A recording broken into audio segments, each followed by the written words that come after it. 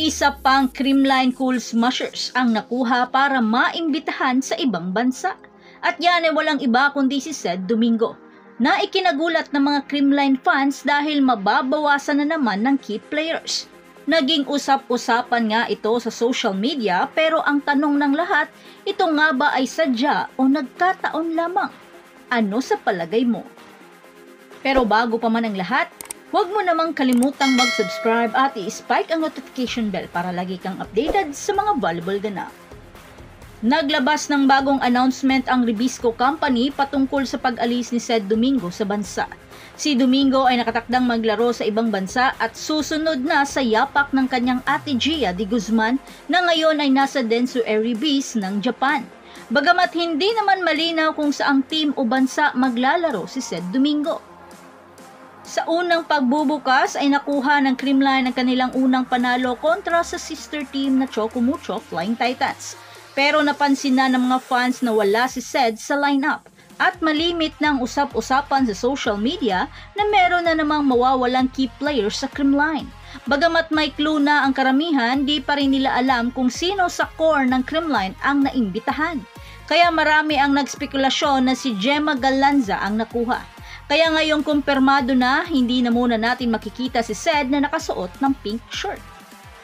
Pero marami naman ang nagtanong kung ito ba ay marahil sa hidwaan ng kanyang dating BFF na si Cal Negrito, kaya napilitan siyang makipagsapalaran sa ibang bansa. O sadyang nagkataon lamang ang pagkakataon na ito, dahil kung iisipin natin, mga championship caliber naman talaga ang nabuo ng Creamline. Maraming mga fans ang nalungkot dahil hindi na nila makikitang maglalaro si Ced na nakasuot ng pink shirt.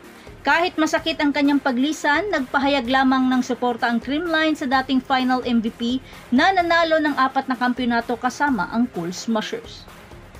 Kahit na alam ng Creamline management na pwedeng makaapekto ito sa pagpanatili nila sa titulo sa All-Filipino Conference, naniniwala pa rin ang management na ang pagsuporta kay Ced sa pagkamit ng kanyang mga personal na layunin at sa pagkilala bilang isa sa iilang mga manlalaro ng volleyball na Pilipina na naimbitahan bilang isang foreign reinforcement ay isang mahalagang bahagi ng pangako ng kumpanya para sa paglago ng karera ni Ced. Bagamat marami-rami man ang nalungkot, pero mas nanaig pa rin ang pagsuporta kay Ced para sa kanyang volleyball career. Marami naman ang nagspekulasyon na maaaring malaking tulong rin ito para kay Ced dahil sa hidwaan nito sa kanyang matalik na kaibigan noon na ngayon ay main setter ng Creamline.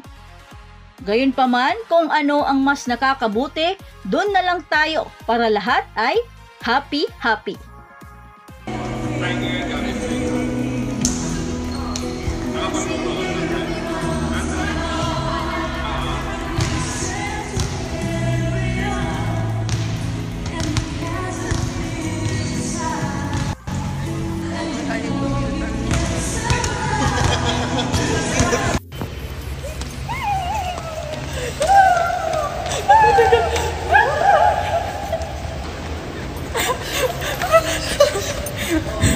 Whoa.